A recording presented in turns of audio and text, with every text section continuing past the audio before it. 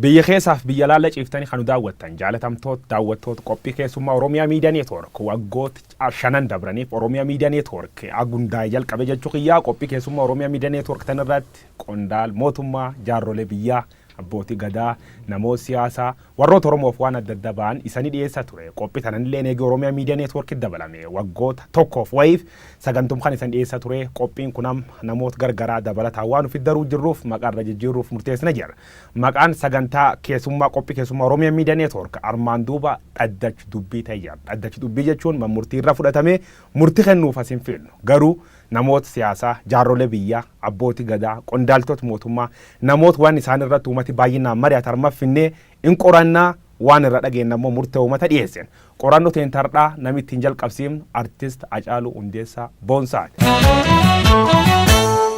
Hoggalaaleetiya farda siidaa katanii siidaa dabalee suuri hoggalaaleetiya ergaan daangeessanii barrii ture hoggalaaleetiya waddeessi jiraa gubee amborraa calaqqisi hoggalaaleetiya narraa fagaatte jedhee siyaaduun kiyya yoo mafe maada nafee maada nafee aga daane maada nafee caccabsee nyaatee lafee anin jiru aga daane anin jiru kukkutee nyaatee ture. Cuwa jetti simbirroon halkanii aga daane cuwa jetti simbirroon halkanii nama garaan dhaane ilmamuun arganii aga daane maalan jira caccabsee nyaatee jiran maalan jira maalan jira aga daane maalan jira caccabsee nyaatee jiran anin jiru aga daane anin jiru kukkutee nyaatee ture.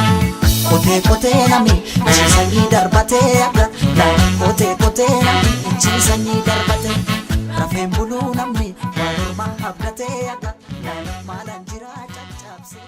Hacaaluu Hundeessaa uumatii akka qabsaa'aatti akka artistii ilaallatu waggoota lamaaf iluumata dura dhabamtee jirta.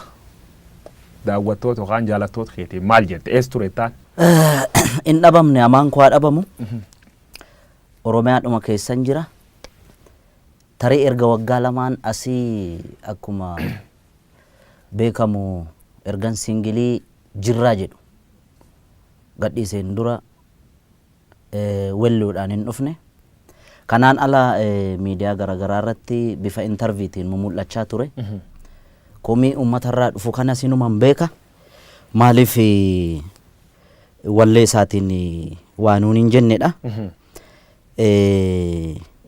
Inni immoo hojii dhumarra jira stuudiyoo keessa jira malee wanti hin baane hedduu jira ittuma jirra. Atujii jirta ammoo namootni waan gargara odeessaa turanii artist Hacaaluu Hundeessaa artistii gurguddaa qabu brand of dandeet biildu gootee jirta sirba keessatti maalan jirra achumas qeerroo jirtuu tanfaan beekamta maqaan sun miidiyaalee hawaasaa gubbaa jijjiirame qeerroo jirtuurraa gar feerroo bittuutti Hacaaluun jijjiirame jira jedhan.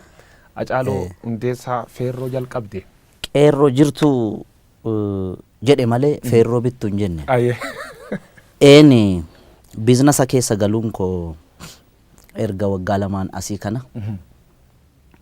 akka ajaa'ibaatti ishuu ta'ee gaafa haasa'amu dhagaa ture. Hojii aartii kanaan beettee akka biyya kanaatti namni successful ta'ee jireenya ofii mo'ate nama muraasa beetta. Keessattuu immoo karaa artistoota Oromootiin yoo dhufte kan maqaa qabsoo Oromootiin dhiibamee roorrifamee dadhabee karaa Keeniyaaf karaa Sudaan baqatee biyya hambaarra jiru paartaayimii isaa muuziqaa hojjeta malee fuultaayimii muuziqaa hojjeta illee hin jiraatu biyya Faranjii keessatti artistoota gameeyyii hedduu beeka. Isaan carraa argataniin achitti jireenya ofii carraa ittiin mo'atan argatan malee kan biyya keessa jiru agartee gadadoo hamaa keessa akka inni jiraachaa ture waan dhokataa miti. Artistoota Oromoo isa qabsoo Oromoo utubuu keessatti gahee qaban miti. Warruma afaan ittiin sirban kun biyyattii kana keessatti carraa argatee sirni ture isaaniif opportunity garagaraa uumeefillee industirii muuziqaa biyya kanaa keessatti akkaataa itti jireenya kee ittiin mootu kasii goosusuu miti. Kanaaf ani waa baay'ee argaa guddadhe waan ta'eef ani numaayyuu nama carraa qabu. Erga waggaa lamaan asii Oromoo wal taate jedhee yaadee ture beekta. Maaliif jennaan qabsaa'onni gameeyyiin ka biyya alaallee jiran ka biyya keessallee jiran waan amma dhufe kana qabsoo uummanni itti cichee waggaa arfan keessatti tokkummaadhaan jijjiirama fide kanarratti dhaabbileen Oromoollee hayyuun Oromoollee wal ta'e tokko ta'e Oromoo ceesisuuf deema jedhee gatee yaadeefi qilleensa jidduu kana keessatti maal hojjechuu qaba jedhee yaadeeni. Baankii Hojii Gamtaa Oromiyaa obbo Dirribee beektala. Namni sun nama seenaa qabu beekta, nama Oromummaa isaa qabatamaan nama raawwatu isa dhaaduuf miti. Namni sun innaa wayyaaneen jirtu san koonsartii hojjechuu qaba jedhee ispoonsara gaafan gaafadhu.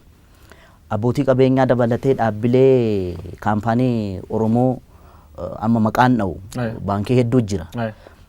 Gaafan propozaala galchu guyyaa lammaffaatti warra qircaata keessa gaarbeejii keessa gatan beette sodaatanii jechuudha.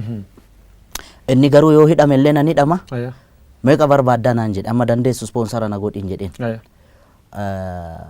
Obbo Dirribeen miiliyoona 2 walakkaa naa eeyyame yoo hidhame illee nan hidhama jedhee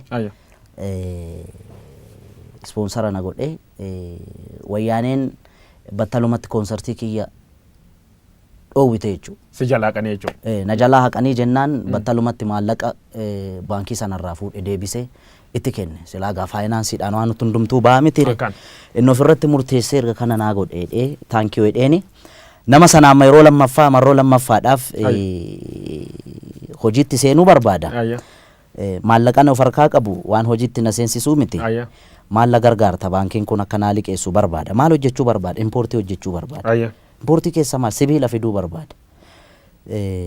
Konistiraakshiniin biyyattiin gaagaa konistiraakshiniin irra heddummaatti yoo sana keessa seenee hojjedheedheeni ofii isaatii wabii ta'e kolaataraala tokko malee ammallee yeroo lammaffaaf sababa kiyyaan riiskii fudhate namni sun miiliyoona 10 naa liqeesse.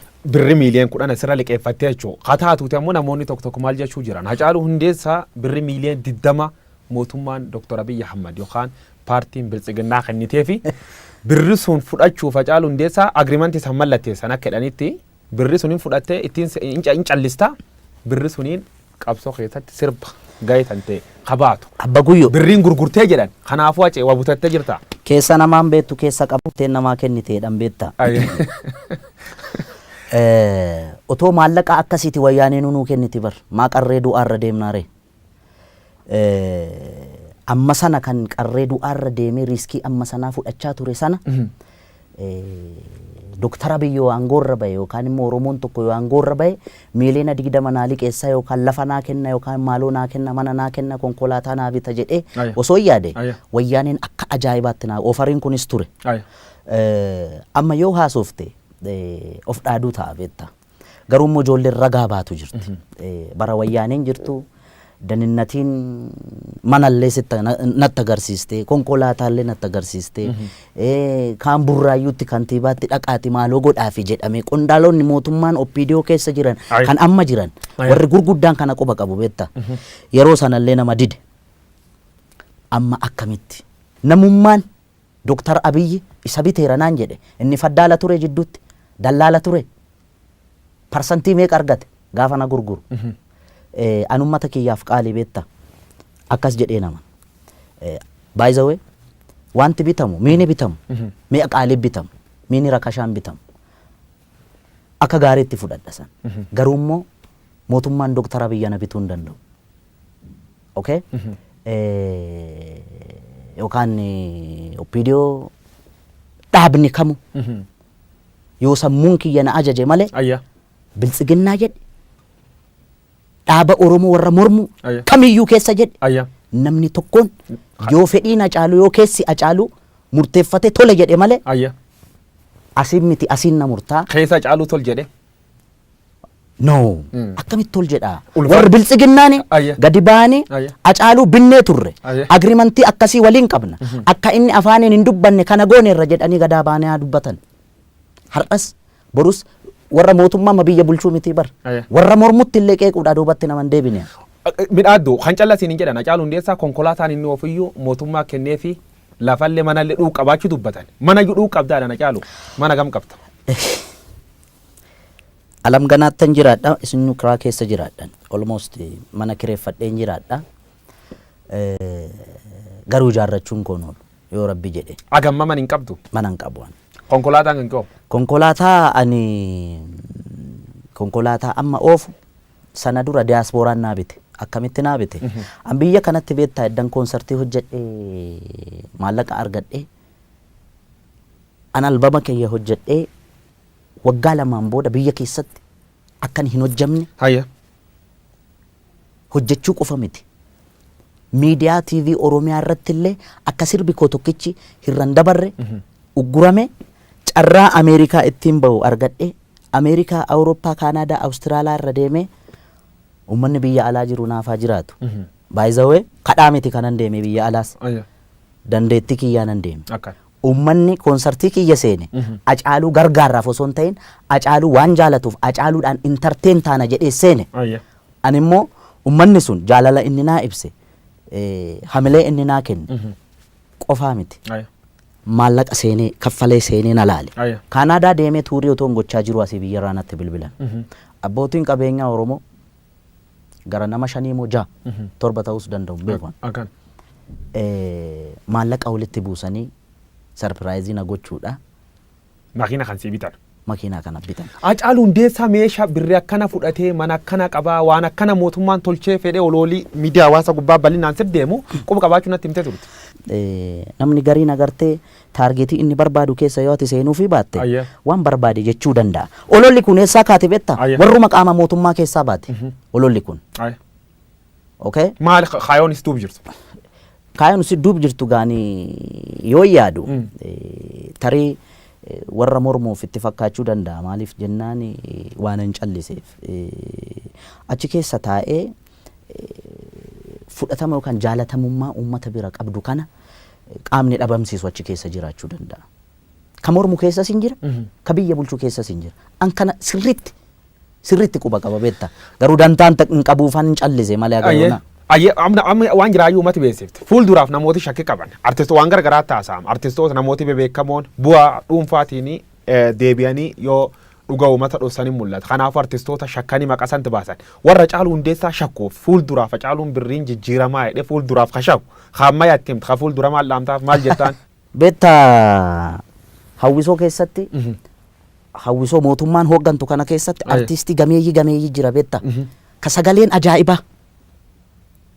Biftuu Oromiyaa keessa jedhe burqaa burraayyuu jedhe hawwisoodhuma mootummaan akka aadaaf turizimii of jalatti qabate artistoonni achi jalatti jiran hacuucamaadha beektaa. Artiin muudii barbaada. Artiin ayyaana qabdi beektaa. Dabballeen gaafa kana godhi gaafa misooma irratti sirbi gaafa maaloo irratti sirbi gaafa maaloo irratti sirbi gaafa siin jettu ati artistii miti beektaa. Amma wanti nurratti raawwatamaa jiru maal akka ta'e beektaa akka dabballeen oppiidiyoo kanaan dura biiftuu Oromiyaa gochaa turte. Biiftuun Oromiyaa keessatti artistoota otoon sii waami sagaleen isaanii kan si boochisu baay'ee jira beektaa. Kan achi keessaa ba'anii guutuu biyyattii irratti beekamuu danda'an addunyaarra deemanii waa meeqa hojjechuu danda'an kana dabballeet isaan hooggan. Har'a waan ta'e yookaan eebbi waan ta'e yoo jiraate achirratti waa'ee misoomaa irratti waa'ee yookaan maal irratti jechuun waan ati irratti sirbitu hawwisoo keessatti dabballeetu sii kalaqa malee akka artistitti sii miti. Artistiin immoo miira hawaasa bal'aa miira hawaasa miiliyoonaan lakkaa'amu bakka bu'ee hojjechuudha qaba malee miira murna tokko kan mootummaa biyya bulchuu miti yookaan kan mormuu miti. 2015 gubbaatti maal anjiraan bahe akka inni warra faranjootaa jechuu sirbituun irratti uummata biratti fudhatama guddaa argatte. Achuma qabsoon Oromoo jalqabdi. Qabsoo keessa waan hedduu keessa dabartee ijoolleen fuul sibeesii dubbatte. Gizee miilinee madaraash yookaan galma barkumee guddachaa sirbit suni madaraka irratti gizee seentuuf gizee buutu maaltu si qunnaa? Akkuma beektu sana an emotional ture. Aya. Gara Harargee kana deddeebi'aa ture uummata keenya laaluudhaafi. Yeroon deddeebi'u sanatti bara jireenya koo keessatti akkasitti abdii kutadhee hin beeku. Maaliif waan wayyaaneen uummata keenya irratti raawwachaa turte sana argee walaloo sana akka jirutti Direedawaatti hin barreesse harka caalaa jechuudha. Addisuu Araggaa kun natti bilbilaa ture. Aya.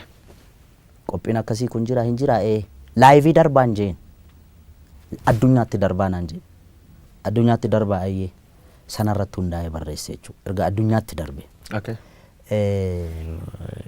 Hin dhufee leetii ta'een dhufee yoo gaafa qophii sana. Dudduubatti haftee dhufte. Dudduubatti hafee gaafa dhufu artistoota kan akka Ittiiqaa kana ijoollee artistoota na dura seenanii perform godhan kana Addisuun walitti qabee gorsaa ture. Gorsaa kam gorsi?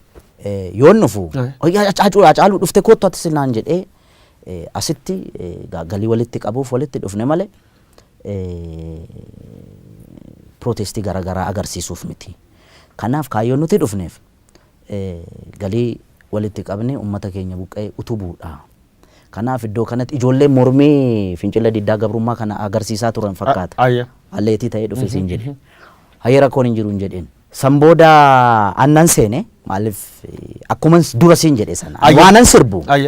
Waanan sirbu guyyoo waariyoo yookaan dabballee mootummaa yookaan miti mootummaa inni ijoo waan akkasii miti kan naa filatu ana. Ergaa Hacaaluu waltajjii irratti dabarsu san qaamni hin barbaanne yoo jiraate Hacaaluu waamuu dhiisu. Erga dhufe garuu Hacaaluu waan gochuu qabu Hacaaluu qofaaf dhiisu. Waan akkana sirbidhanii sitti himan isaan?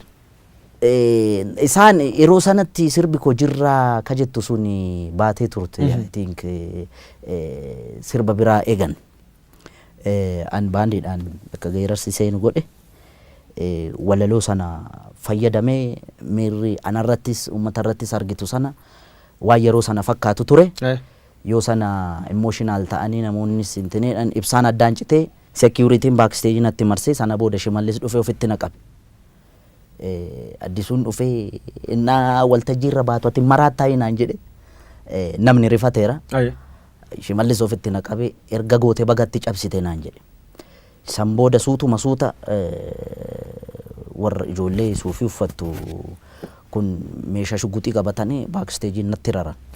Natti marsanii kana booda nutu si fudhatee deema rakkoo hin jiru wajjin jirtaa jedhan. Rakkoon jiraatee hin jiraanne handantaa kiyyaan turre yeroo sanatti. Baay'ee dhiphatanii konkolaataa kan kee fudhattee deemuu hin dandeessu jedhan. Baaksteejii karaa ittiin baatu Miliineem Addaarash gaafa deemu namoonni qawwee qaqqabatanii dhaabbatan arge waraana. Federaalirraa? Federaalirraa. San booda nama Toofiq jedhamu amma protokoola muummicha ministeeraa ta'u beeku. Inni yeroo sana ijoollee amma gaardota sana mucaa hoogganaa ture fakkaata. Akkasitti jarri gaa akka dabarsanii na kennan bilbilaan rakkisaa akka turan qaama amma jijjiirama kana hoogganaa jiru kana yeroo sanatti aangoo irrattis ol hin baane agartee yeroo sana yeroo hamaa ture yeroo riskii ture. Dabarsinee hin kenninaa irratti lola hamaa ture erga uummanni bahee VAT jarri lammaa fa'aa biyyi fa'aa adda gaggeessaniin booda waraana ana qobaatti na hambisanii VAT lamaan fudhatanii na gadan. Kasi dinqu keessa karaa Boolee Mikaayilii kana na fudhatanii ce'an. Si mursiisuuf jechuu? Yaa waan ajaa'ibaa mursiisanii na fudhatanii badan bar. Makiinaa qulfiis narraa fudhatanii biraatti kenname waan hamaa ture. Yeroo sanatti wanti dhalate dhugaan jiru kan. Maal wanni isaan haasan warri ijoolleen rafaa maal dhageette akka simii dhufe dhan? Ijoolleen inumaayyuu mucaa Tasfaayee jedhamu tokko jira amma maqaa abbaa isaa Tasfaayee eenyu akka ta'e beeku dameetikaadha. Ijoollee Oromooti ijoolleen suni inumaayyuu na dudduuba bireeniin fa'a ture. Sibiiliidhaan uffatanii madireesii fa'a. Almost amma waraanni hin banama eegaan turen. Reediyoo gochaa turu. Makiinaan hordofuu yeroo kate meetira akkasirratti rukutaa fa'a waliin jechaa turan. Parpasli si qabuuf dhufan jechuu isaan? Isaan na qabu maammaa dhufan jaratu kennuu dide. Good. Hojii hojjettu sun fakkeenyaaf madaraka irra cabsitee waan akkasii sun live irra dabarsu keeteef riskii sun fudhattee jirtu. Riskii sun itti gaabbitaa fakkeenyaaf. Ittiin gaabbi. Riskii ani yeroo jalqabaaf miti kanan fudhadhee inni sun hamaa ture. Beektaa ani namattuu hin himne hiriyoonni kiyya hin beekani. Haati warraan kiyya hin beektu haadha warraa kiyya ulfa ji'a torbaatu garaa jira. kan daa'ima immoo kan wabiin waggaa 2.5 ini mugaani agartee riskii kana maa dhaabbitti du'uu manna yoon du'es lafan siileessu namnu du'an qatu jiru beetta in dhaamattee cha dhaga hiriyootan teennatti dhugataatiin beeku dhartaati dharaa jedhi duu dandaa maatii tiyyaan waan akkana kana yoon du'ellee kan tolcha itti dhaamattee beetta dhaamatteedhaan dhuguma jechuun hiriyaa kiyya keessaa mucaa Ingiduu Cimsaa ka jedhamu jira inni hin beeka beetta jechuun akkuma qoosaa godhee ittime waanan ani akkuma siin jedhe sana biyya alaa kana deddeebi'ee hojjedhee dhufe kana manatti ijaara jedhee lafa bibbite tokko jira alaqa kiyyaan isaan yoo wanta akkasii uumame just kana godheedhee an qaama kiyya dhiqadhee rifeensa ofirraa ciree qaama kiyya guutuu dhiqadhee dhufe agartee milkaa'es gala jettee yaaddugaa yoo kun ta'e haa ta'uu baate riskii ani gaafan fudhadhu ofittuun himu namuu kutannoo hamaa keessa ture waan ta'eef yeroo gaarii carra qabeessas waan ta'eef malee nan nyaatama ture. Nyaatamte turte yaayyuu baafatti jijjiiramiin dhufee Abiyyi Ahmad faana angootti dhufan atammoo haasawa irratti bilisoomni jedhee Hacaaluu Hundeessaadhaan si duula turan Hacaaluu Oromoo isaati amma bilisoome gabaabsinaa deebis. An bilisoomeen jenne bilisoomne mitiin jedhe kanaan duras intervii Dajanee faana haasofne irratti dubbadheera mooneerra eenyuun TPLFin mooneerra amantus amanuu baattus daninnatiin wayyaanee finfinneerra makiinaan ani oofu taargaa wal fakkaatu silvarii kalarii wal fakkaatu faana ni hordoftee sadii taate tan buburste komishinar Dachaasaa Bitimaa amma komishinar jeneraal mangaagaa wayyaanee keessaa kan na baase isa otoo na qaban yeroo sanatti hidhaattuu nan geessan I'm sure Dachaasaa Bitimaa komishinar Dachaasaa Bitimaa yeroo san magaalaa Amboo keessatti isa ture jara kana qabe daninnatoonni kun alaabaa baa'oo qabatanii boru akka jeequmsi ka'u waraqaa barreeffame maanfileetii qabatanii kaan hin facaasa halkan walakkaa kaan alaabaa baa dablisummaa Oromoo fannisa kaan footoo kaasa taargaa makiinaa fi jara yoo kana qabamte barsana Muktaar Kaddituu bulchaa ture Oromiyaa kan qabamte asii seetaappii mootummaan naannoo Oromiyaa sin beeka daninnatichi hin beeka gad ergee ana ukkaamsuuf jennaani jara qabee ukkaamsee mana dhaaka'e amante jarri gadhiisii hin gadhiisuu irratti waraana hamaatu ture yoo sana OMN illee gabaasee ture waan kana beekta yeroo hamaa hammaataa ture jechuudha yeroo sun nama akkasiin kun fi kan kana fakkaatan warra harka nurra qabaa turan fa'aatu jira beekta walumaa galatti warra akkasiin jira akka waliigalaa akka fudhannu Oromoon saati amma tana cunqurs bar wayyaanee kee jirtirra waan gooma argattuma cunqursii agammanuu jirete cunqursan mallee jira Oromoo cunqursaa jira kun jala sararame beekuu qaba okay Dr. Abiy Ahmad gaaffii Oromoon deebisne waan tokko saayikooloojii Oromoon eegne waan tokko miidhama Oromoo irratti hundaa'ee fedhiif dantaa Oromoo hin eegsisne waan tokko inni Oromoo miti waan biraati Daawud Ibsaan jaal Daawud Ibsaan bara hooggansasaa addi bilisummaa ummata Oromoo waggaa 10 fi 15 keessatti lolee lolchiise Finfinneen geenye waan tokko hooggansa adda bilisummaa Oromoo 4 kiiloon seenne waan tokko jaal Daawud Ibsaa nama qabsoo Oromoo keessatti umurii isaa fixeen garuu Fireew Maashoo Gidee jedhanii Tigiree gochuu waan bira Balaa Zallaqaan Oromoodha jenneen nuti nafxanyaa faana kokkee wal qabna isa Oromoo keessaa ba'e in gadi ba'ee an Oromoo miti yoo jedhe okay namnumti wikinasii guyyoo waaree irratti arge inni Oromoo miti namni jedhu sun inni Oromoo ta'uusaa maaliin nu ibsa DNA isa kam sartifikeetii isa kam fuuldura nu qabeetu inni Oromoo ta'a walumaa galatti wayyaaneen ari'amteetti qabsoo ilmaan Oromootiin dhiigaan simbiloo inkaa salaamtaadhaan miti beetta oloodhaan miti ulfitti wareegameeti daa'imni waggaa 10 snaayipariidhaan mataan irraa faca'eeti waanan gammachuu qabu sitti fakkaata waan amma ta'aa jiru kana Oromoon du'aa jira inumaayyuu waa tokko sitti bara wayyaaneen jirtu sana Oromoon du'u kun dhageettii qaba ture amma dhageettiin qabu beetta maaliif seete Oromaa miti kaa kan nutu walajjeesaa jira Oromoo immoo maaltu isa dhibere Formaati maal? Furmaanni warri biyya bulchanis dhaabbatanii ilaaluu qabu. Warri qabsoo bilisummaa Oromoodhaaf falmaa jirra jedhanis dhaabbatanii ilaaluu qabu. Gaafa arbi walitti bu'u kan miidhamu marga jedhamaa miti. Wanti isaan beekuu qaban awwallaalummaa kiyyaan laale. Yoon illee badii qabaadhe naa of kalchan. Awwallaala nama baranne illee nama barnootaan fagoon deemne.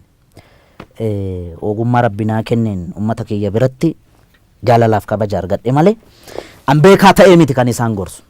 Isaan warra na dhalchan, warra daandii natti agarsiisan, warra wareegaman, warra aarsaa meeqa kaffalanii na dura waa meeqa ta'anii beekan.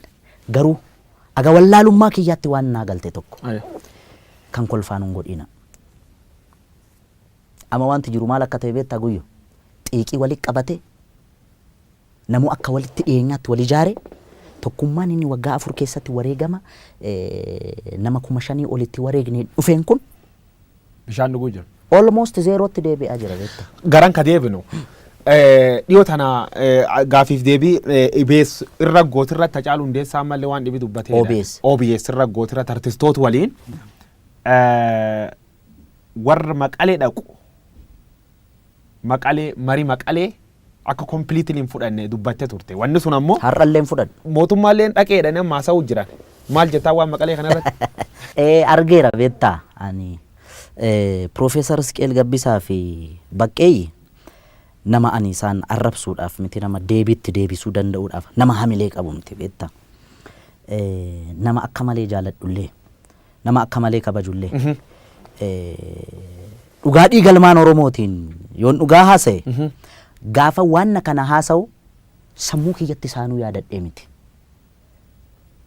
Qondaalli kanaan dura mormituu ture kaafaa amma oobkoo durii keessa ture namni wayii maqaa tuuta waan ta'e fudhatee achitti gaafa inni walgahii jara faana taa'u argee tanani sanarratti hundaa'ee haasa'e beektaa. Otuma immoo Baqqeenuu deeme Profeesaruu deeme fudhataman qabu na biratti.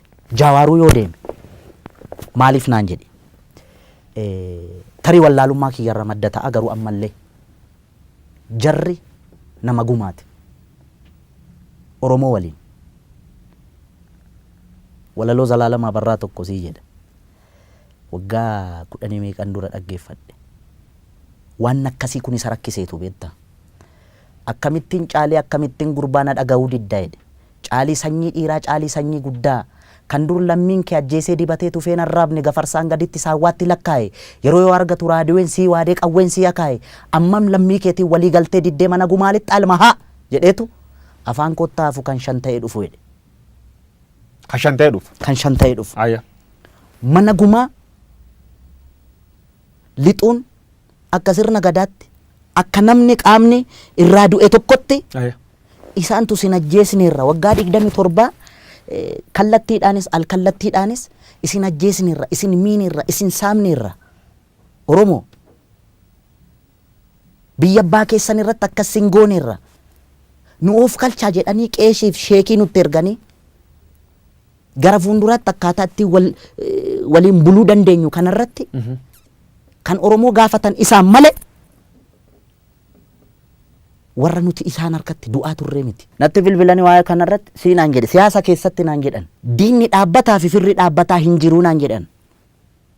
Akkasii Dooktar Abiyyi sirrii dhaareen jedheen attam jennaan isa nafxanyaa faana isa hamannu kuniin jedheen nafxanyaa waliin ta'ee dantaa Oromoo kana nafxanyaaf dabarsee kennuu fi nafxanyaa waliin hojjeta hayyoota Oromoo ofirraa dhiibaa jira nafxanyaa ofitti qabaa jira inni jedhamu kun nafxanyaan diina Oromooti kaleessas diina Oromooti hardhallee diina Oromooti gara fuulduraattis diina Oromooti akka wallaalummaa yaada Hacaaluu Hundeessaatti. Hacaaluu 4 kiiloof sittu aanee jettee sirbite turte sirba kan kee qalammeessoo ka'ee gabaa irratti jirra oollee barii arguuf gara nu bal'isa yaanu jettee jirta oollee barii arguuf oollee barii sun arguu jirra geenne. Arginee turre. Ayya. Okay akkamitti argine seete akkuma dura siin jedhe irra deddeebi'ee akka hin taaneefi paaworii guutumaan guutitti kan of harkaa qabaa turte TPLF samma Maqaleetti galtee qobaa kiyya miti OPDO waliin hin jira. Okay Jawaar Mahammad kana wallaalee miti kan Minisoota irraas dhufee bar qaamni amma aangoorra jiru kun akka wayyaanee faana ture kana wallaalee miti. Okay qabsaa'onni gameeyyiin hedduun kan biyyatti galan hin beekamu kan ilmaan keenya jedhaniitu. Okay itti fayyadamne garagalani nu qarqaaran qabsoo Oromoo kana galmaan gaani jedhamee itti waliin shubbisamaa ture bar akka ajaa'ibaatti machii hamaa keessa ture uummanni keenya hundumtuu. Okay sana booda ijoolleen ibidda baattee ijoolleen Oromoo lixaa fi kibba Oromiyaa kana keessatti gaafa mul'achuu calqabamu walii galteen dhabamaa gaafa deemu isa sanatu bal'atee dhufe sadarkaa kanarra gahe innis yaalan hayyoon Oromoos yaalan qaama biyya bulchaa jiruu fi ijoollee keenya sana faana araarrakki bu'umu yaalame sana keessa saayinsii sana keessa deemaa ture achi keessa seenee hin borcuan nama siyaasaa miti jidduu isaaniitti walii galtee dhabameen uummanni keenya sakrifaayii amma kanaa kaffalaa jira. Eenyutti gaafatamu kanaaf? Eenyutti gaafatama lachanu akka kiyyaatti. Mootummaa fi qaamni mormu. Qaamni mormu. Kanaafuu seena Oromoo sadarkaa Oromoon keessa jira kanaan fakkeenyaaf Oromoon isaati adda naannoo jiran keessa naannoo namni keessa du'u jiru kan namni baay'inaan keessatti dhabuu jiru Oromoo. Kan akkamitti ibsita akkamitti laata? Amma beektaa sana keessa seenee borcuuni tarii wallaalummaa kiyya kaasuu danda'a. Akka Oromoo tokkotti maaltu sitti dhaga'ame Hacaalaatu Oromoodhaaf iyyaa turte yoo naan jette. Ijoolleen daggala keessa jirtus dhiiga kiyyaana. Okay? Gaafa isheen rukutamtee reeffa ishee Facebook irratti argu na dhukkuba keessa kiyya. Ijoolleen asii bobbaafamtee deemtu kunis maqaa seera kabachiisuudhaan Oromoo. Jarri walilleen booji'an beektaa yoo wal booji'anis akkaataa isaan disrespect wal godhan kana gaafa argitu Oromummaa keessi jibbisiisa beektaa. Oromoon Oromoo irratti dhukaasuu arguurra caala. Du'a wayya beektaa. Warri obbaafate warri du'e kun obbaafate. Warri dhume nu warra jiru lubbuudhaan jiru warra kana laalaa jirudha beektaa. Abiy Ahmad artistoota walitti qabee achirra waan tokko dubbatti. Namoota lubbuun hin jirru Taaddasee Birruu fa'a Jeneraal Waaqoo Guutuu fa'a waan nu sirbinuuf beektu waan isaan lubbuun hin jirree fi jettee dubbattee turte maal jechuu kan kee? Waaqoo Guutuun goota keenyaa miti Taaddasaa Birruun nuuf fannifame goota keenyaa miti way kana booda ka'ee Oromoo kana godhe jennaani hin jennuun bara. Kanaaf hin amannaa jechuudha. Kana booda ka'anii namni lubbuudhaan jiru beektaa seenaa hojjetes xureessuu danda'a. Seenaa namni seenaa xuraa'aa qabus immoo haareeffatee nama gaarii nama lubbuudhaan jiru abaaruufis hin rakkisa beektaa. Jajuufis hin rakkisa. Ka obbaafate amma laal Dr. Abiy akkuma filannoo irra bahe kun namni machaa hin jiru Bujii irra Boorana irra agaa Harargeetti irra agaa Wallaggaatti Wallagga irra agaa namni qawween dhayin hin jiru bar gaafa inni filatame ispeeshaalii naannoon ani itti dhaladhe kana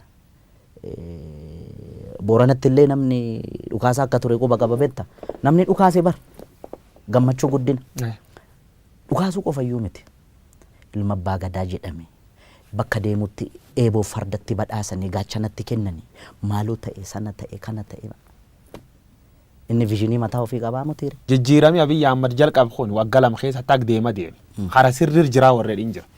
Abiy Ahmad kara sirriir hin jiru dogongor guddoo hojjechuu jiru warreen hin jira kan keessa kan fudhatanii. By the way jalqabumayyuu ani barree namni na dursee qeeqeen jiru garuu dhugaa namaa baasuurra wikinasii namaa baasuutu namatti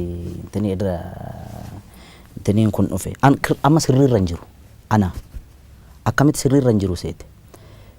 Inni Oromoodha. Harki isaa dhiiga Oromootiin xuraa'uu hin qabu. Akka wallaalummaa kiyyaatti maal isa gorsa beekta?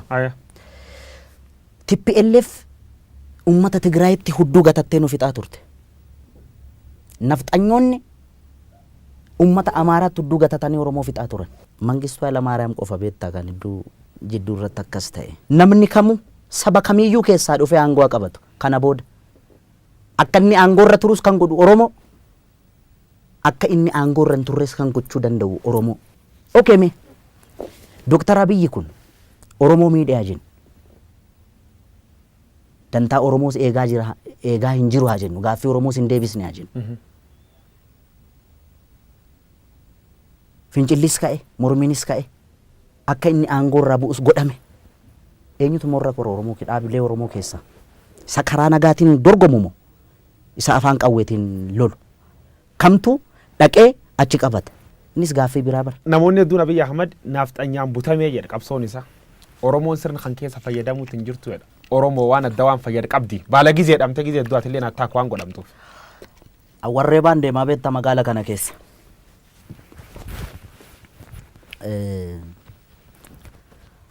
Jira wanti inni fayyadame. Abaarsa nafxanyaa fayyadameera. Inni mormuu maal gochuu qaba ture? Akkam gochuu qaba ture?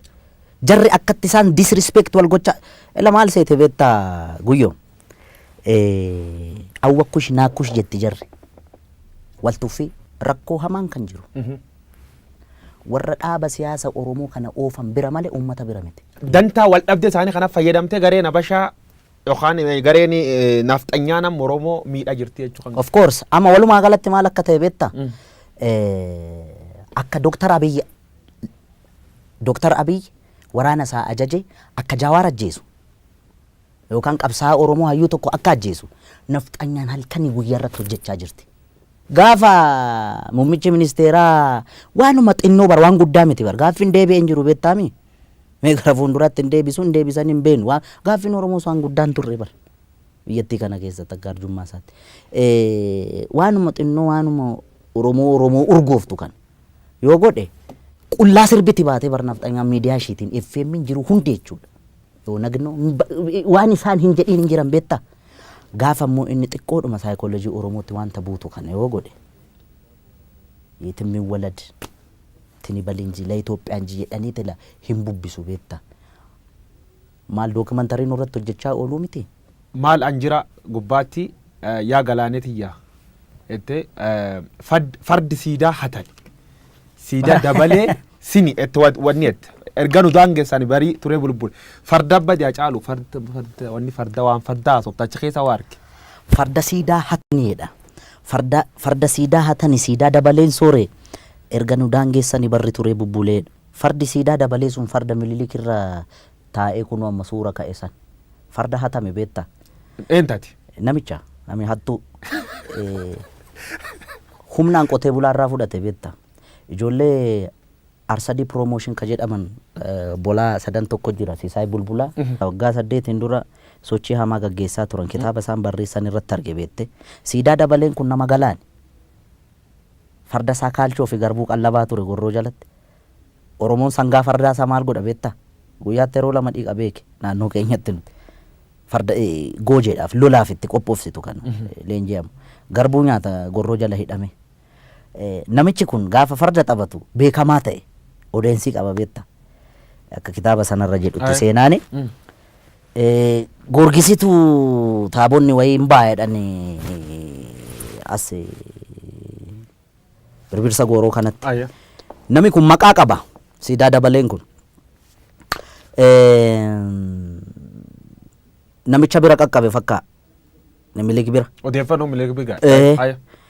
Waa maatiin haa taphatu jedhame. Inni farda isaa miiccee maaloo jedhee bareechee galaan irraa sakaraa dhufe beektaa. Sakaraa dhufee goojiirra mul'atee na dhadha'u kana argee nugusni taa'ee argaa ture. Harkaa fuudhaa jedheen irraa bute beektaa. Waameetu farda akkasii kun mootiif malee nama teebula akka keetiif hin ta'u isa jedhanii nu abaaran sana jettaa mire jedheeni harkaa fuudhee siidaa dabaleen boo'aa deeme. Kanaaf gaafa amma farda kana laalu nan aara beektaa farda hatame farda nu jalaa hatame kanarra taa'anii hin qaanofnee nama qaaneessiteedha. Inumaayyuu immoo suura kaa'anii cimaanii. Dhaloonni kun waa'ee farda kanaa gaafachuu qaba barbaachisaa taanaan beektaa. Aye. Fardi abbaa qaba beektaa. Aye. Warri Minilik leellisu fardi kasaati jedhu maal jettaan fardi kasaati inni fardumisaatiin dhufee. No inni calqaba harree yaabbatee dhufe. Gara Oromiyaa gaafa seenu seenaa jedhaa bara caaluu miti kan jedhu. Seenaan immoo rirmi nyaatu beektaa. Seenaan seenaadha. Okay? Yaabbii fardaa isatti beekanni amma waa'ee Adwaa faana wal qabate. Warri lole kun tuulama kana fardaan dhaqee dhukkeerraa kaasee minni wotoorra ka'ee danda'a yookaan qabaniif ittiin deema ta'an beekamu. Ammas bari ijoolleen gaafa fakkeessitu siidaa isaa bukkeetti gaafa Adwaan kabajamu ijoolleen jijjirti farda jalatti qabanii kan deddeemu. Sangaa fardaa si jalatti hin qaban. Yoo yaabbii dandeessedha kan yaabbatu. Namoonni siidaan kun kajiganii jedha. Siidaan kun yoo jig. Fardi akkanatti fardi kan Oromoo. Fardi kan Oromoodha. Akkam tolcha. Farda akkamitti jigama. Akkam tolcha. Kajige yoo inni isaarraa jigsan malee. Okay gaa inni. Walumaa galattan fardi abbaaf deebi'uu qaba inni dhaloonni hin deeffata baay'ee. Anaaf sirratti hin ta'in malee inni waan hin oolle beektaa waan amma Ameerikaa kana keessatti ta'aa jiru beektaami. Akkan. Biyya qaroomte biyya guddatte yakkamaa beeke. Akkan. Minilik siif yakkamaa moo yakkamaa? Oh my god. Ani inni gaa reeffaa miirammaa ekeraadhanni. Jechuun seenaa rirmi nyaatu siin jedheera. Seenaan immoo dhugaa. Kan sobaa jedhu kan dhugaa jechuun akkamitti namni kana na godheera jedhee sobaan si himata. Nama lubbuudhaan hin jirre. Aannolee irratti kana godheera, calanqoo irratti kana godheera gaafa jedhamu. Aboo bara sana inni barkanaan mallatteessa jedhan. Warri harkaan mallatteessu warri maastarsaa fi digirii fi PhD qabu baran mallee ulfajjeesaa jira beektaami. Inni barsanatti doofummaa sanaan harma yoo mure harka yoo mure maal inti ni gaa doofaa waan ta'eef miti qotee bulaarraa kan farda hatu kan farda saamu walumaa galatti yakkamaa hamaa. Yakkamaan beeta mangisti keettee Oromoon lolti. Wanniin isa kasiidaan isa beeta mangistu kan palaasi mootummaa keettaa sun akkamitti ilaaltate? Maltee fi wanni sun. Rifadheeraan.